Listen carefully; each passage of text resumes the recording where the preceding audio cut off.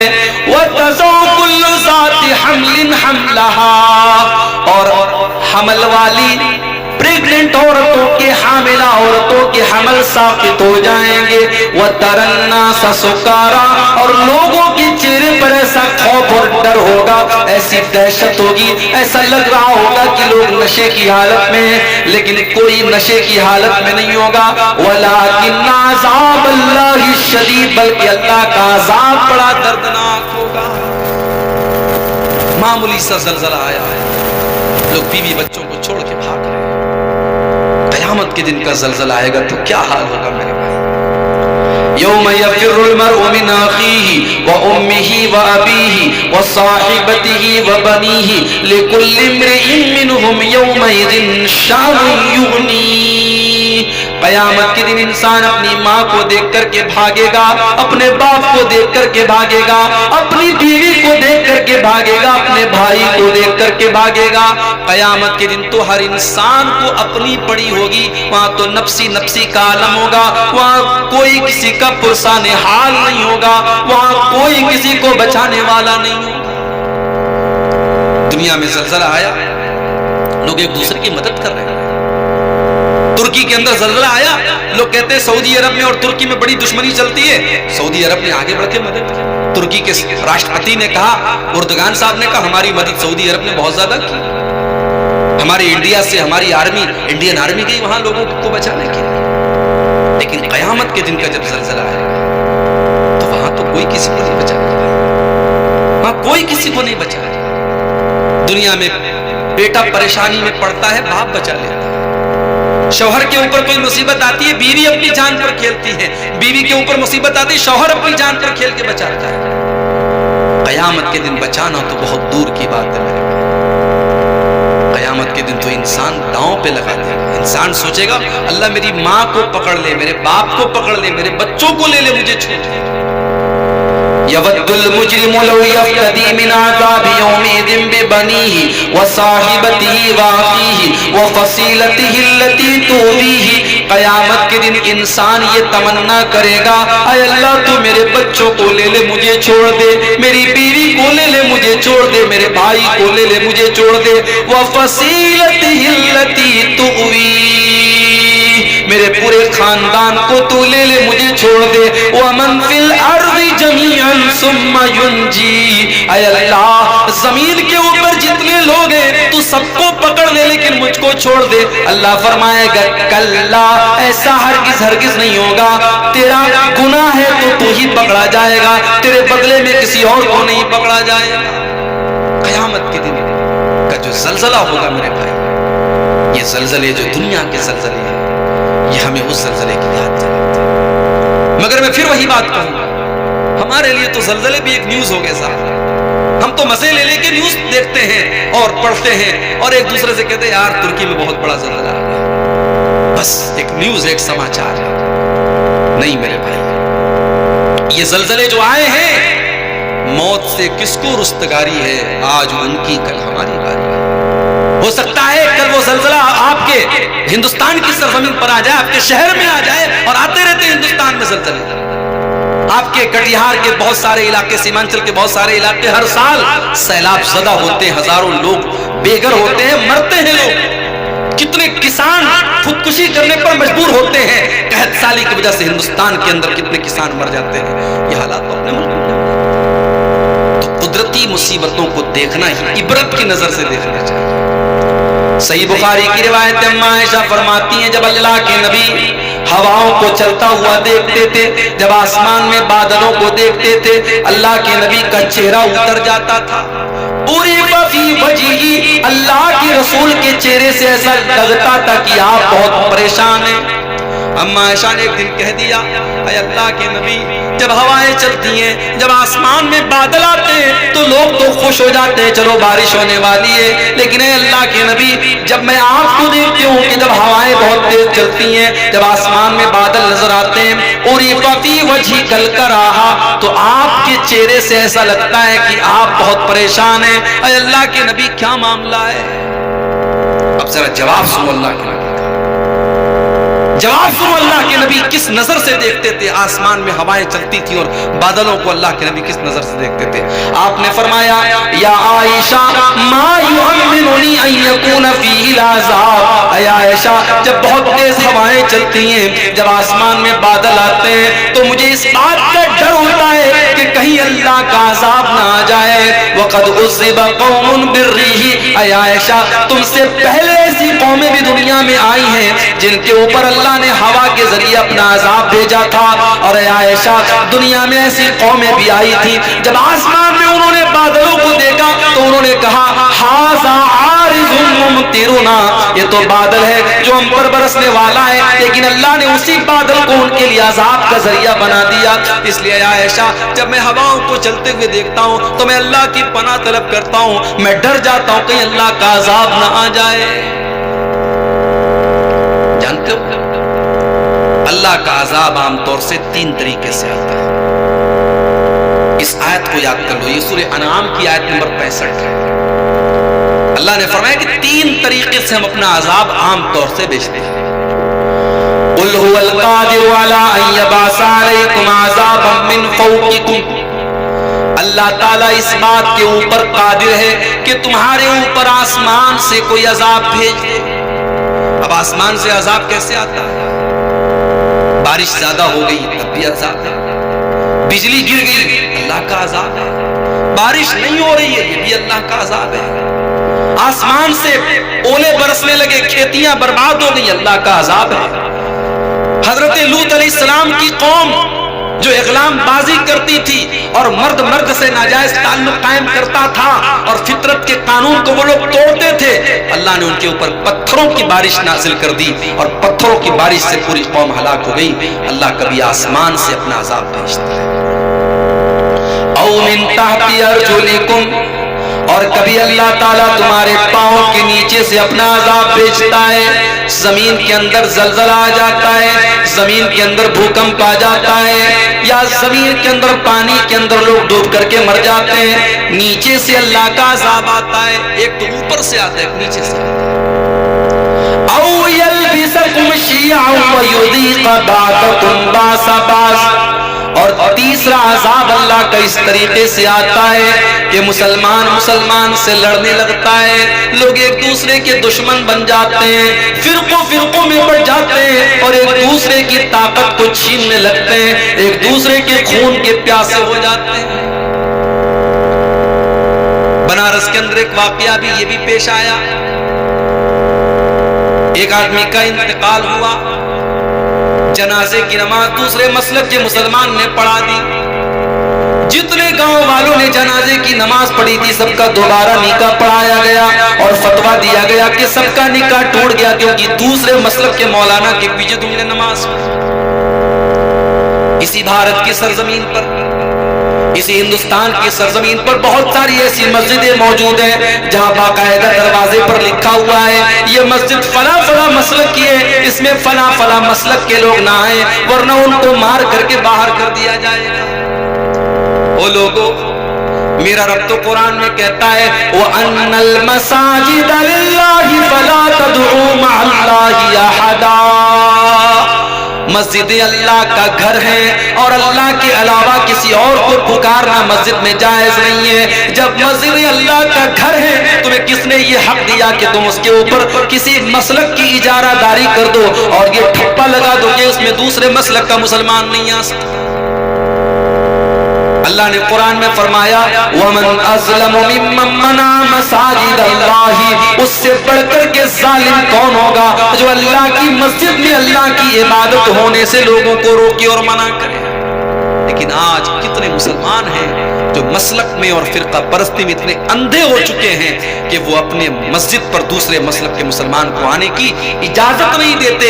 और यही नहीं, बेंगलोर वगैरह के इलाकों में ऐसा भी हुआ है, अहले हदीस की मस्जिद बन रही है और दूसरे मसलक के लोगों ने जाकर के गवर्नमेंट को कंप्लेंट की कि ये तो उन लोगों की मस्जिद बन रही है जो आतंकवादी होते हैं, जो दहशतगर्द होते हैं और जो फला फला तंजीमों से जिनका ताल्लुक है। और हुकूमत से जाकर के उन्होंने अपील करवाई और प्रशासन से और एडमिनिस्ट्रेशन से ताला लगवा दिया और कुछ ऐसी भी मस्जिदें हैं जिसको गिरा डाला गया। میرے پیارے ساتھیوں، یہ آپس کا اختلاف، یہ نفرت، یہ اسلام نہیں سکھاتا ہے۔ اسلام تو یہ تعلیم دیتا ہے کہ آپ اپنے کلمہ گو مسلمان بھائی سے محبت کریں۔ اگر ترکی کے مسلمان کے اوپر مصیبت آئی ہے، اس مصیبت کو آپ اپنی مصیبت سمجھیں۔ آپ یہ سوچیں ان کے بچے یتیم ہوئے، اگر آپ کے اوپر مصیبت آئی ہوتی اور آپ کا بچہ اگر یتیم ہوا ہوتا اور آپ کے گھر کی عورتیں اگر بیوہ ہوئی ہوتی تو سوچو آپ کا انجام کیا ہوتا۔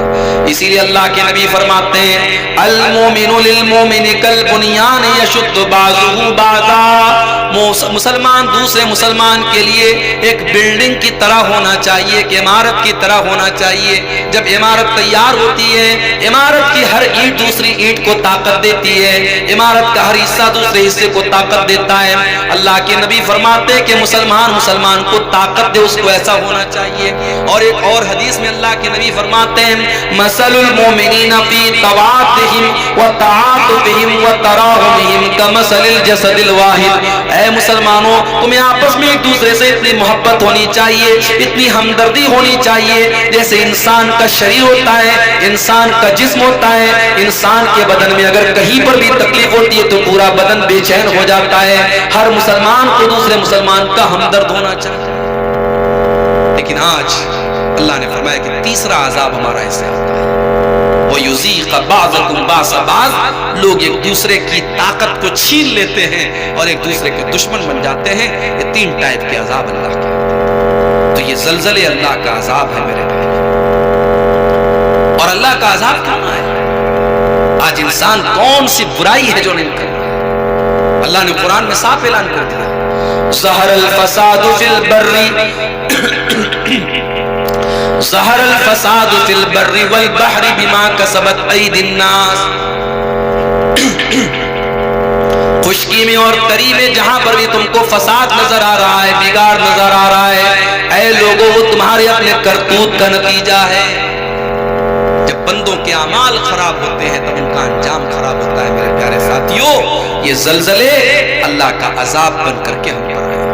اب یہاں پر ایک سوال پیدا ہوتا ہے کہ وہاں اچھے لوگ بھی تھے، وہاں نیک لوگ بھی تھے، نمازی لوگ بھی تھے، تو ان کے اوپر کیوں مصیبت آئی؟ تو یہ بات یاد رکھیے، جب اللہ کا عذاب آتا ہے تو اچھے لوگ بھی اس میں گرفتار ہوتے ہیں، اور جو نیک اور اچھے لوگ ہوتے ہیں ان کے حق میں وہ مصیبت ان کے گناہوں کی مغفرت کا ذریعہ بنتی ہے اور ان کے درجات کی بلندی کا ذریعہ بنتی ہے۔ جب ایک مومن کے اوپر، ایک مسلمان کے اوپر جب کوئی مصیبت آتی ہے اور مسلمان اس مصیبت پر صبر کرتا ہے تو وہ مصیبت بھی اس کے حق میں بہتر ہو جاتی ہے۔ اللہ کے پیارے نبی فرماتے ہیں ما یصیب المسلم من نصب ولا وصب ولا ہم ولا حزن، مسلمان کے اوپر جو بھی تکلیف آتی ہے، جو بھی چوٹ اس کو لگتی ہے، جو بھی غم اور ٹینشن اس کے اوپر آتی ہے، حتی الشوکۃ یشاقھا، یہاں تک کہ اگر مسلمان کو ایک کانٹا بھی چبھتا ہے الا کفر اللہ بہا خطایاہ، اللہ تعالیٰ اس کی وجہ سے اس کے گناہوں کو مٹا دیتا ہے۔ مسلمان کے اوپر جو مصیبت آتی ہے اس کے گناہوں کو مٹانے کا ذریعہ بنتی ہے اگر وہ صحیح معنوں میں مسلمان ہے۔ اور اسی لیے اللہ کے نبی نے ایک حدیث میں بڑی پیاری بات کہی کہ مسلمان سکھ اور دکھ، مصیبت اور آسانی اور پریشانی، ہر حال میں مسلمان کے دونوں ہاتھ میں لڈو ہے۔ مسلمان کبھی بھی گھاٹے میں نہیں ہوتا ہے۔ کیوں؟ کیونکہ جب اس کو کوئی نعمت ملتی ہے تو وہ اللہ کا شکر ادا کرتا ہے، اور جب مصیبت آتی ہے تو وہ صبر کرتا ہے۔ اور اللہ نے اسی لیے قرآن میں اعلان کر دیا وَلَنَبْلُوَنَّكُمْ بِشَيْءٍ مِّنَ الْخَوْفِ وَالْجُوعِ وَنَقْصٍ مِّنَ الْأَمْوَالِ وَالْأَنفُسِ وَالثَّمَرَاتِ، میرے بندو ہم تمہیں ضرور آزمائیں گے، کبھی خوف کے ذریعے آزمائیں گے، کبھی بھوک کے ذریعے آزمائیں گے، کبھی جان اور مال کی کمی کے ذریعے آزمائیں گے، کبھی پھلوں کی کمی کے ذریعے آزمائیں گے۔ وَبَشِّرِ الصَّابِرِينَ، اور اے نبی آپ بشارت سنا دیجئے صبر کرنے والوں کو، الَّذِينَ إِذَا أَصَابَتْهُم مُّصِيبَةٌ، صبر کرنے والوں کی پہچان یہ جب بھی ان کے اوپر کوئی مصیبت آتی ہے قَالُوا إِنَّا لِلَّهِ وَإِنَّا إِلَيْهِ رَاجِعُونَ، وہ اللہ کے فیصلے پر راضی ہو جاتے ہیں اور کہتے ہیں ہم اللہ ہی کے لیے ہیں اور اللہ ہی کی طرف لوٹ کر کے جانے والے ہیں۔ یہ زلزلے ہمیں ایک اور پیغام دیتے ہیں میرے بھائیوں، یہ زلزلے ہمیں ایک اور میسج دیتے ہیں وہ جو بلڈنگیں تھیں کروڑوں کی لاگت سے بنی تھی، پل بھر میں ختم ہو گئی۔ بڑے بڑے شہر جس کو بنانے میں کروڑوں اربوں کی دولت لگی تھی، زلزلے کے جھٹکے میں تباہ ہو گئے۔ ان زلزلوں نے ہم کو یہ سبق بھی دیا ہے کہ اے دنیا کی اوپر ناز کرنے والوں اور اے دنیا کو سب کچھ سمجھنے والوں، یہ دنیا دھوکے باز ہے، یہ دنیا بے وفا ہے، اس دنیا کی چمک دمک کو ایک دن ختم ہو جانا ہے۔ اے نوجوانوں، تمہیں اگر آج اپنی جوانی پر بڑا غرور اور بڑا ناز ہے، تمہیں اپنی جوانی پر بہت تم اترا رہے ہو، ایک دن یہ جوانی ختم ہو جائے گی، یہ کالے بال سفید ہو جائیں گے اور تمہارے چہروں کے اوپر جھریاں آ جائیں گی۔ اے مسلمان بہنوں، اگر آج تمہیں اپنی خوبصورتی کے اوپر ناز ہے تو جاؤ بالی ووڈ کی ان ہیروئنوں کو دیکھو جو اپنے جسم کو ظاہر کیا کرتی تھی، لیکن جب وہ 50-60 سال کی ہو گئی، ان کے جسم کے اوپر جب جھریاں آ گئی، آج کتا بھی ان کو پوچھنے والا نہیں ہے، آج ان کو کوئی کتا بھی نہیں پوچھتا ہے۔ آج یہ زلزلے ہمیں یہ پیغام بھی دے رہے ہیں کہ دنیا کی چمک دمک پر نہ جاؤ، دنیا کی رنگینی پر نہ جاؤ، دنیا کی چمک دمک کو ایک دن ختم ہو جانا ہے۔ اسی لیے اللہ نے قرآن میں فرمایا اِنَّا جَعَلْنَا مَا عَلَى الْأَرْضِ زِينَةً لَهَا، ہم نے زمین کے اوپر جو کچھ بھی بنایا اس کے اندر ہم نے زینت رکھی، اس کے اندر ہم نے اٹریکشن رکھا، اس کے اندر ہم نے خوبصورتی رکھی ہے، لیکن آگے فرمایا وَإِنَّا لَجَائِلُونَ مَا عَلَيْهَا سَعِيدًا جُرُزًا، ہم ایک دن ایسا بھی آنے والا ہے جب زمین کی ساری خوبصورتی کو ختم کر دیں گے، جب یہ زمین چٹیل میدان کی طرح بن جائے گی، جب یہ زمین بالکل سپاٹ میدان کی طرح بن جائے گی، یہ زمین کی ساری بلڈنگیں، سارے مکانات، سارے پہاڑ سب کچھ ختم ہو جائیں گے اور زمین بالکل چٹیل میدان کی طرح ہو جائے گی۔ میرے پیارے ساتھیوں، یہ زلزلے ہمارے ایمان کو مضبوط کرتے اور یہ بتاتے ہیں کہ قیامت آئے گی اور ایک دن یہ دنیا فنا ہو جائے گی اور اللہ کا وہ کلام بالکل سچ ہو کر کے سامنے آئے گا، کل من علیہا فان، زمین کے اوپر جتنے ہیں سب کو فنا ہونا ہے، وَيَبْقَى وَجْهُ رَبِّكَ ذُو الْجَلَالِ وَالْإِكْرَامِ، اگر باقی رہنے والی کوئی ذات ہے تو وہ اللہ کی ذات ہے جو جلال والی اور عزت والی ذات ہے، اس کے علاوہ سب کو فنا ہو جانا ہے۔ میرے پیارے ساتھیوں، دنیا کی زندگی، اس 4 دن کی زندگی کے پیچھے اپنی آخرت کو برباد مت کرو۔ اس دنیا کے اندر اچھی زندگی گزارو، پیسہ کماؤ، کاروبار کرو، بیوی بچوں کے مستقبل اور فیوچر کی فکر کرو، مگر یہ بھی سوچو تم 60 سال زندہ رہو گے، تم 70 سال زندہ رہو گے، اس کے بعد تمہیں مر کے جانا ہے اور جہاں جانا ہے وہاں تمہاری پراپرٹی کام نہیں آئے گی، تمہاری زمین جائیداد کام نہیں آئے گی، تمہارا پیسہ کام نہیں آئے گا۔ جیسے ہی تمہاری سانسوں کی ڈور ٹوٹے گی، جیسے ہی تمہارے دل کی دھڑکن رکے گی، تمہارا مال تو دوسروں کا ہو جائے گا، ساری پراپرٹی تو دوسروں کی ہو جائے گی، ہاں تمہارے جو بچے ہوں گے، تمہاری بیوی ہوگی، تمہارے گھر والے ہوں گے، وہ تمہارا کچھ حد تک ساتھ دیں گے، تمہیں نہلائیں گے، تمہیں کفنائیں گے، تمہیں لے جا کر کے قبر میں اتار دیں گے، تمہارے اوپر مٹی ڈال دیں گے، کھڑے ہو کر کے تھوڑی دیر تمہارے لیے دعا کر دیں گے، تمہاری جنازے کی نماز پڑھ دیں گے، لیکن اس کے بعد وہ بھی تمہارے کام آنے والے نہیں ہیں۔ اب سوچو میرے بھائی، قبر کی تاریکی میں جہاں نہ روشنی کا انتظام ہوگا، نہ گرمی سے بچنے کا انتظام ہوگا، نہ کیڑے مکوڑوں سے بچنے کا انتظام ہوگا، قبر کی اس تاریکی میں جب اللہ کے 2 فرشتے آپ کے پاس آئیں گے، منکر اور نکیر، اور وہ آپ سے سوالات کریں گے، پوچھیں گے کہ بتاؤ تمہارا رب کون ہے، تمہارا دین کیا ہے، تمہارے نبی کون ہیں، تو ان تینوں سوالوں کا جواب وہی انسان دے پائے گا اس کا عقیدہ صحیح ہوگا، اس کا ایمان سلامت ہوگا، جو دنیا میں نیک اعمال کر کے گیا ہوگا اور جو دنیا میں اپنی منمانی کی زندگی گزار کے گیا ہوگا، جس نے آخرت کی کبھی کوئی فکر ہی نہیں کی، موت کی زندگی، موت کے بعد کی زندگی کی کبھی کوئی فکر ہی نہیں کی۔ میرے بھائیوں، قبر کی اس منزل کو وہ پار نہیں کر پائے گا، اور جب قبر کی اس منزل کو پار نہیں کر پائے گا تو سوچو پھر قیامت کے دن اس کا کیا حال ہوگا۔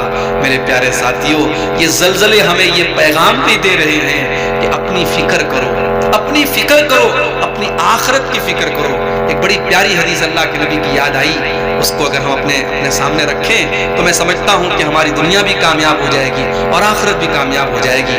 اللہ کے پیارے نبی فرماتے ہیں من کانت الآخرۃ ہمہ، جو آخرت کو اپنا ٹارگٹ بنا لے، جو اپنا مقصد بنا لے کہ مجھے اپنی آخرت کو بہتر بنانا ہے، مجھے جنت میں جانا ہے، مجھے جہنم سے بچنا ہے، جو اپنی زندگی کا مقصد آخرت کو بنا لے، اللہ کے نبی فرماتے ہیں جمع لہ شملہ، اللہ تعالیٰ اس کے مسائل کو حل کر دے گا، اس کی ٹینشن کو دور کر دے گا، اس کے دماغ کو سکون سے بھر دے گا۔